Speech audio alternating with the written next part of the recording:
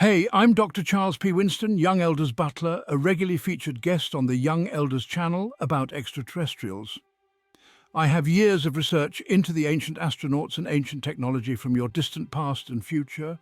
Over 30 ancient cultures reference interaction with physical beings they considered to be gods. Modern archaeology considers these stories to be myth. We will discover the reptilian draconian agenda, different races in this amazing video.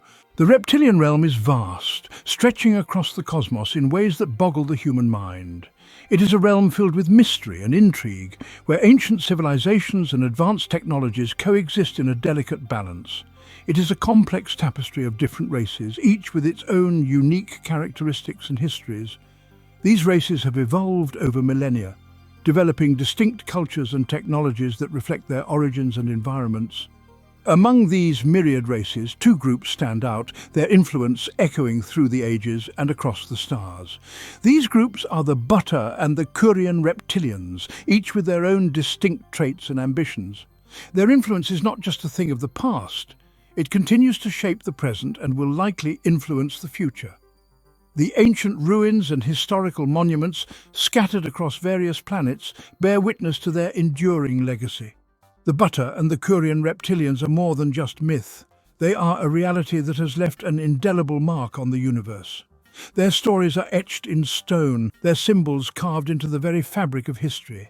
The Butter, hailing from the Sirius star system, are a race of beings known for their advanced psychic abilities. They have mastered the art of mental manipulation, using their powers to influence and control other species. These psychic masters are capable of telepathic communication, mind control, and even altering the perceptions of those around them. Their abilities make them formidable opponents and valuable allies. They are said to be the architects of human consciousness, having seeded our planet with their own DNA. This act of creation has given them a unique connection to humanity, one that they have exploited for their own purposes. The Butter's goal is to control us, to feed off our energy and use it to sustain their own existence. They see humanity as a resource, one that can be manipulated and harvested to suit their needs. Their methods are subtle, often going unnoticed by those they seek to control. They use their psychic abilities to influence our thoughts and actions, steering us in directions that benefit them. To the Butter, we are more than just physical beings. We are sources of energy that can be tapped into and utilized. They feed off our emotions, our thoughts, and our very life force. The Kurian Reptilians, on the other hand, are a more physically imposing force. They are warriors, bred for combat and conquest, and they take a more direct approach to achieving their goals. Originating from the Draco constellation, the Kurian Reptilians are a race of cold, calculating warriors. They are known for their strategic minds and their ability to execute complex military operations with precision. These reptilians are not driven by emotion, they are driven by a desire for power and control. Their cold-blooded nature makes them ruthless in their pursuit of dominance. The Kurian Reptilians seek dominion over resources, conquering planets and enslaving populations to build their empire.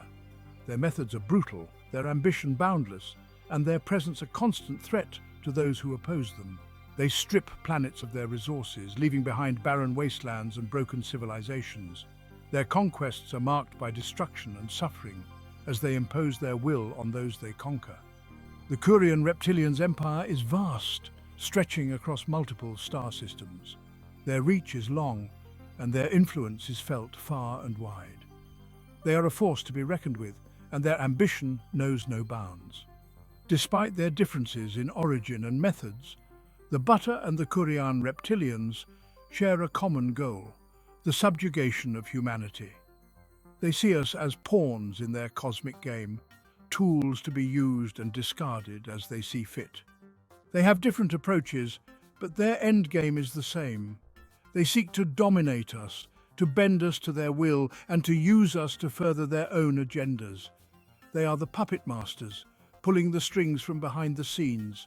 We are their puppets, dancing to their sinister tune, often unaware of the forces that control us.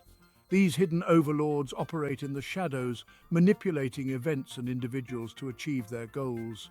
They are the unseen hands that guide the course of history, shaping our world to suit their needs. As we dance to their sinister tune, we must ask ourselves how much of our reality is truly our own. How much is influenced by these ancient beings whose reach extends far beyond our understanding?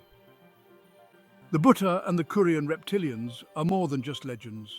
They are the architects of our fate, and their influence is felt in every corner of our existence.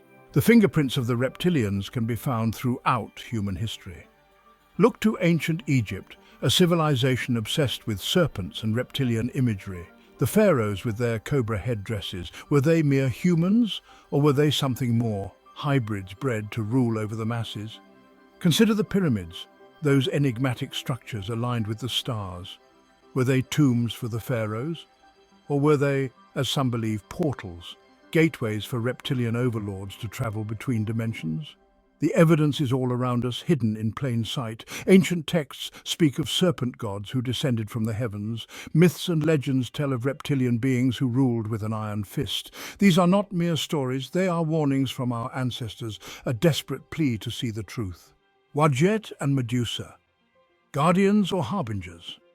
The line between myth and reality blurs when we examine figures like Wadjet and Medusa. Wadjet, the cobra goddess, protector of pharaohs.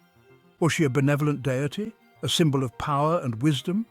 Or was she a representation of the reptilian overlords themselves, a reminder of their dominion over humanity? Medusa, the gorgon with snakes for hair, her gaze turning men to stone. Was she a monster, a creature to be feared and vanquished? Or was she a victim, a warning to those who dared to defy the reptilian powers that be? These figures, both revered and reviled, offer a glimpse into the complex relationship between humans and reptilians. Are they guardians, protecting us from unseen forces? Or are they harbingers, a sign of our impending enslavement? Shadows in the halls of power, reptilians and modern governments. In this chapter, we delve into the enigmatic and often controversial theory that suggests a hidden reptilian influence within the highest echelons of power. This theory posits that an ancient race of reptilian beings has infiltrated human society, manipulating events and leaders from behind the scenes. The reptilian influence is not confined to the distant past. It is said that these beings have been present since the dawn of civilization, leaving behind clues in ancient ruins and texts. From the Sumerians to the Egyptians, many ancient cultures have depicted reptilian figures in their mythology and art. It is alive and well today, woven into the very fabric of our modern world. The symbols and motifs that once adorned ancient temples now subtly appear in our modern architecture and technology. These hidden signs are believed to be a way for the reptilians to mark their territory and influence. The Kurian are disagreeable, shape-shifting beings who eat flesh. They can get from 3 to 7 foot tall. They are the ones that took over your government underground. They are the ones working with the secret military to take over. On the planet Kur, their leader is selected through battle. This battle is called the Dread Zone, where they fight as gladiators until the death. Kurians are extremely muscular, like sapients with a dozen shark spikes on their back. These spikes can be launched forward to attack foes, and Kurians can quickly grow new spikes on their back. Kurians have sharp claws on their hands which can slash foes at close range. Kurians have heads similar to that of a crocodile, except it's squat and does not stretch forward like of earth crocodiles. These mouths can allow a Kurian to let loose highly toxic vomit upon foes, which causes serious damage to enemies. Typically, a Kurian is about the size of a gorilla, but some Kurians can grow as big as an elephant. Shape-shifting reptilian aliens control Earth by taking on human form and gaining political power to manipulate human societies.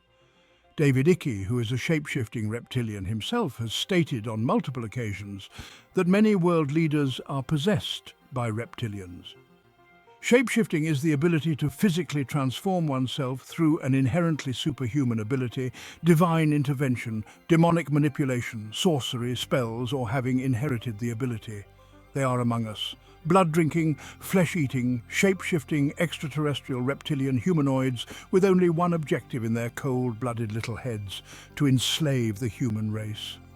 They are our leaders, our corporate executives, our beloved Oscar-winning actors and Grammy-winning singers, and they're responsible for the Holocaust, the Oklahoma City bombings, and the 9/11 attacks. The Luciferian Reptilians are a race of lizard reptilians from the planet Lacerta in the Sirius star system. They are the same height as humans. They look like humans, but their skin is scaly and greyish pink. They can live to be over 1,200 years old. They eat flesh and drink blood. They also are the descendant of the Naga races of reptilians. The Luciferian Reptilians are for the most part benevolent beings, but some of them chose to work with the disagreeable race of reptilians. The Luciferians are originally from Earth. They left billions of years as an evolved species when they got to Sirius. The Luciferian consider themselves not to be reptilian but more human. The Orangean Reptilians were a sentient humanoid reptilian species of humans native to the planet Orion in the Capella star system. The species appeared similar to humans physically with the exception of scaly orange-hued skin and the funny shape heads. They are the same height as humans, and their teeth are even like humans. Their society and culture, on the other hand, were unique in that the Orangians were divided into several distinct clans based upon military service.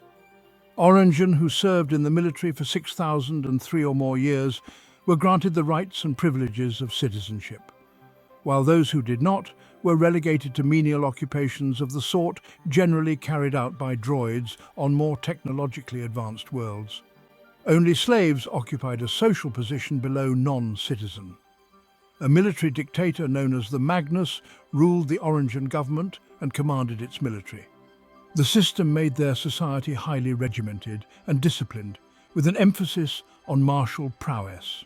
Indeed, even their scientists kept sidearms on themselves while at work. Although they were descended from colonists sent to Orion by the Galactic Republic in the aftermath of the Great Hyperspace War, the Orangian habitation of a planet kept them isolated and self-sufficient for millennia. Through several chance encounters with off-worlders, they realized that their technology had fallen behind the rest of the galaxy, and the government implemented a policy of raiding nearby star systems to take weapons and devices that their researchers then reverse-engineered. These missions, normally carried out by the Orangian Star Corps, afforded the species a sense of protection against what they perceived as outside threats. Government policy of the Galactic Republic and the Orangians themselves regularly maintained that keeping the species isolated was the most beneficial course of action.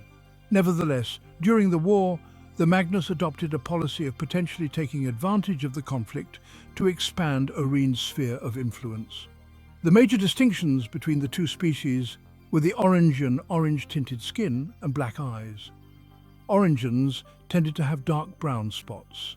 Within the military class, Orangian were further stratified according to rank. As Supreme Commander of the Armed Forces, the Magnus was elected by a council of his or her peers. The leader received a personal detail of 4 elite guards for protection and had the ability to rally the Orangian military to action when necessary. Another military faction was the Orion Star Corps, a unit of pilots who patrolled the Orion system and protected it from outside threats. Unless outsiders received proper clearance, the Star Corps refused access to the planet. A defensive fleet of starships remained in orbit around Orion at all times. Life for the Orangian was highly regulated and disciplined. Orangians learned combat and military skills from an early age so that every Orangian could act as a competent soldier when necessary. Even scientists were highly militarized. Laboratory researchers carried small sidearms under their white lab coats. All Orangians were more perceptive and fit than a comparable human, but those Orangians who were officially part of the planet's military had to show ideological commitment and keep themselves in peak physical condition. The soldier's life taught and their military protocol. Indeed, lack of such knowledge brought contempt upon many civilian Orangians. Criminals were exceedingly rare in Orangian society and tended to remain within the fogs that marked the outskirts of civilization. The planetary capital was Fort Maximus, the most heavily garrisoned city on the planet. The capital was designed to withstand a siege even for several years, and it housed arms factories protected in underground bunkers.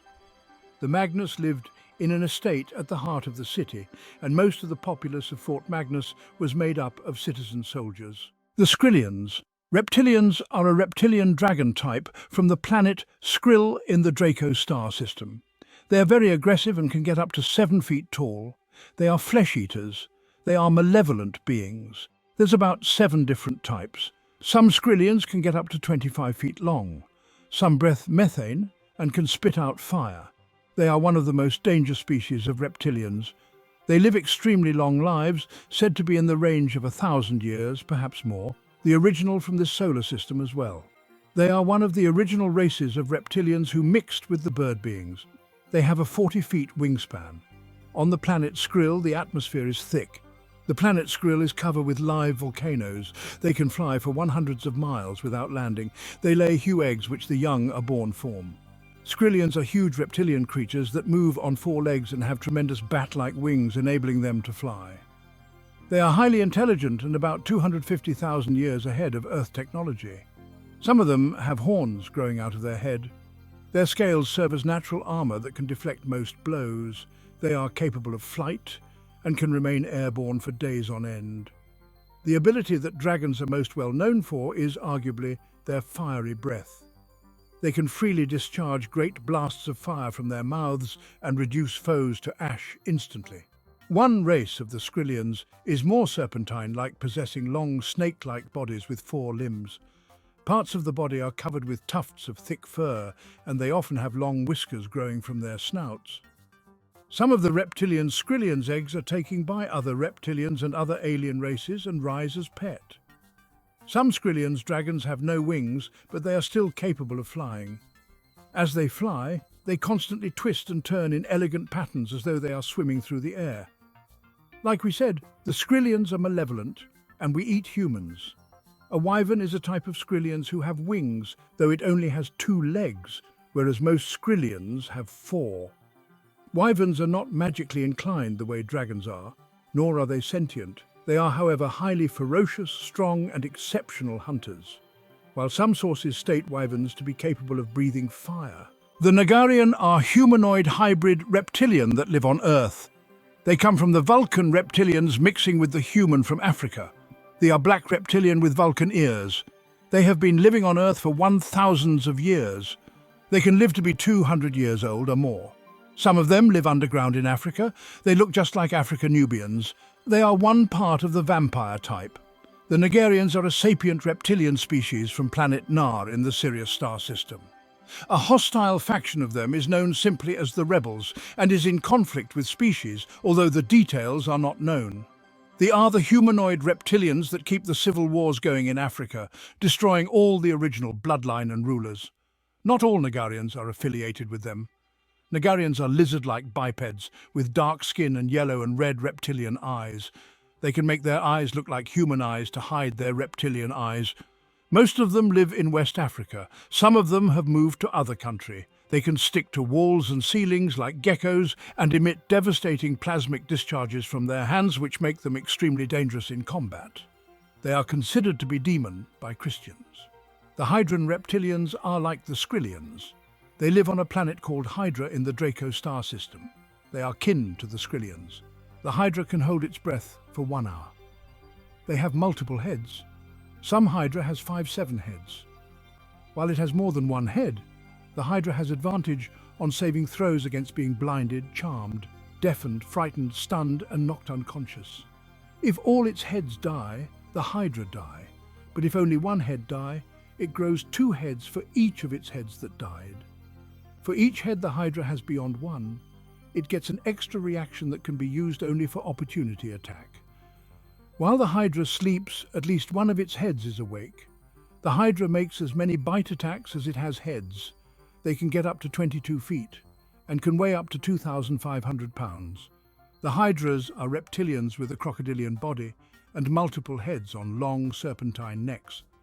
Although its heads can be severed, the Hydra magically regrows them in short order. They have an everlasting hunger for flesh. A rapacious and gluttonous monster, a Hydra snatches and tears apart its prey in a frenzy of feeding. When a Hydra has cleared a territory of food and driven off any creatures smart enough to avoid it, it moves on to seek its meals elsewhere. A hydra's hunger is so great that if it can't feed, it might turn against itself, its heads attacking each other as the creature eats itself alive. Hydras are natural swimmers, dwelling in rivers, along lake shores, in ocean shallows and in wetland bogs. A hydra rarely requires shelter from the elements, so it doesn't normally have a lair. Only in colder climes are hydras drawn to the protection of sheltered caverns and ruins. When a hydra sleeps, at least one of its heads remains awake and alert, making the creature difficult to catch by surprise. The Drachk Reptilians are a reptilian that lived on the planet Dractu in the Draco star system. They are also called the Dractuvians and Blue Bloods. The Dractuvians were a tall being, about 7 to 9 feet tall, thin race of reddish green-skinned humanoids native to the planet Dractu.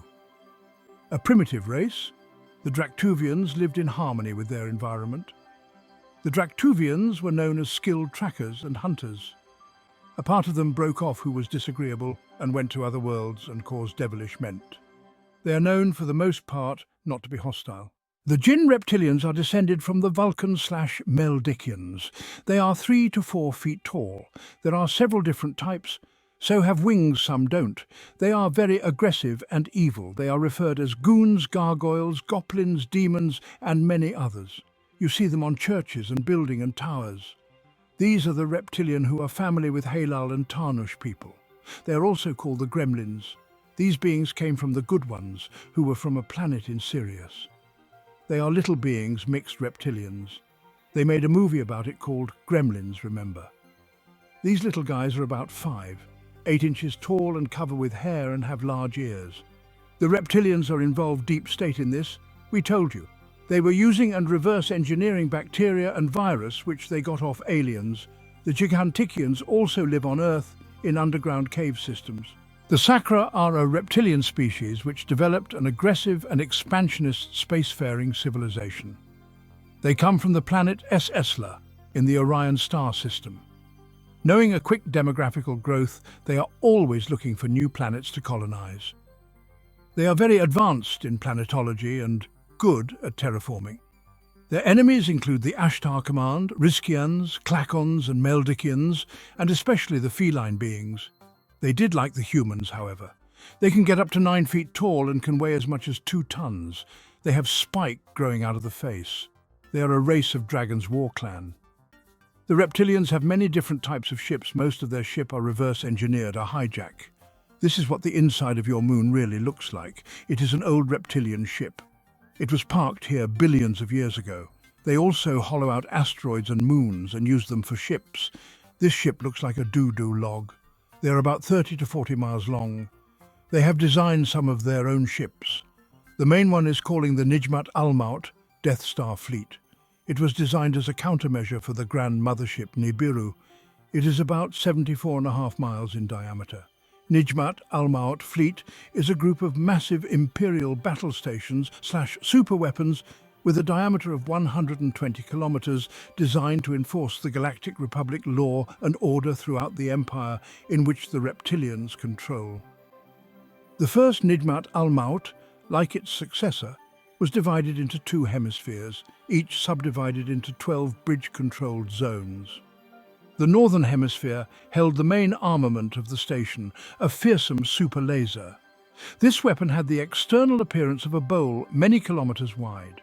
When activated, 8 separate beams were each activated by a crystal through the particle accelerator tubes, amplified through rings, and conjoined to form one of 8 separate beams that would converge outside the dish, focusing into a point to form a single incredibly powerful super laser beam. The power settings of the super laser were adjustable, allowing for the destruction of naval vessels and planets alike. Blasts with the power to destroy naval vessels could be fired roughly once every minute, while planet-destroying blasts could only be fired once per day. This super laser is powerful enough to destroy even a shielded planet with a single shot. The Death Star is said to comprise 84 separate internal levels, stacked south to north. Each level was separated into 257 sublevels. A nominal number of sublevels were then to be stacked around the surface of the sphere, encompassing the inner stacked levels. A number of the Death Star's docking bays were reserved as executive docking bays for high-ranking personnel, featuring larger facilities and more significant defences. Facilities included parks, shops, and other amenities for the human crew, as well as numerous infrastructure necessities such as trash compactors like Garbage Compactor 3263827. The entire hull of the planetoid was covered in quadanium steel. The battle station had two massive sublight engines in the midsection and a formidable hyperdrive system. Driven by 123 individual generators tied to one navigational matrix, the Class 4 hyperdrive was fast enough to allow the Death Star to travel thousands of light-years around the galaxy in only a few weeks. All engineers working near the highly radioactive engines wore radiation suits to minimize harmful exposure. Near the northern pole, a 100-meter tower was constructed and shielded to near impenetrability for the Emperor to use as personal quarters while on board. Operational command of the space station took place from the overbridge, which included the conference room. A high-speed shuttle system was reserved for officers to traverse the station quickly.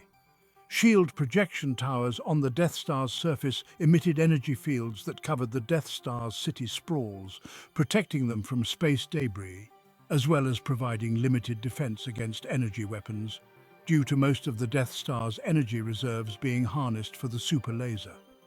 At least 3 shield projection towers were necessary for a city sprawl, with their power cells, machinery and shield operator stations located at the bases of the towers. The Death Star's hull plating was made of military-grade quadanium steel, most of which had been drawn and processed from a steroidal metal. The Death Star's hull from a distance appeared relatively smooth to the naked eye. It also had access to 11,000 combat vehicles, as well as more than 7,000 TI fighters, shuttles and other craft. The mothership is the main ship in the Galactic Republic Imperial Navy. The Jighantikian Reptilians are a group of reptilians from the planet Jighan. They are very aggressive to humans. They eat human flesh. They are the same side as human, but stronger and faster. They have alpha male who led the pack. They look just like humans, but their head are a little bit bigger. Their skin is green scaly. They are descended of the Naga from Earth.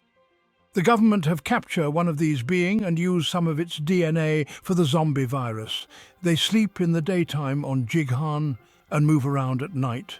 They are allergic to sunlight. The zombie virus was genetically engineered from the measles virus, which they got off these reptilians. ZV at first appeared to be effective, with no to little side effects. But over time, the virus began to mutate and cause rabies-like symptoms in its hosts. The virus is supposed to break out by December 2029. The virus is injected into the population under the code name vaccine. The virus has a 2 to 3 year time release.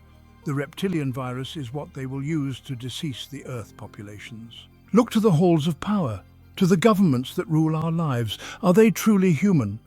The theory suggests that many of our world leaders and influential figures are either reptilian themselves or are under the control of these beings. This raises the question, how much of our history and current events are orchestrated by these hidden rulers, or are they controlled by something more sinister, something reptilian? The signs are everywhere, from the cold, calculating eyes of certain leaders to the ruthless policies they implement. The evidence is said to be in plain sight for those who know where to look. The cold, calculating eyes of world leaders. These eyes, often described as lacking empathy and warmth, are believed to be a telltale sign of reptilian influence. The theory suggests that these leaders are driven by a desire for power and control, rather than the well-being of their people. The ruthless pursuit of power and control. In boardrooms and political arenas, the drive for dominance and authority often overshadows the needs of the many. This relentless ambition is seen as a characteristic of the reptilian mindset, prioritizing power over compassion. The disregard for human life in the name of profit and domination. Wars, conflicts, and social unrest are often viewed through the lens of reptilian influence, with the chaos serving as a means to maintain control and manipulate populations. These are not the actions of benevolent leaders. The harsh decisions and policies that lead to suffering and inequality are seen as further evidence of a hidden agenda, one that prioritizes the few over the many.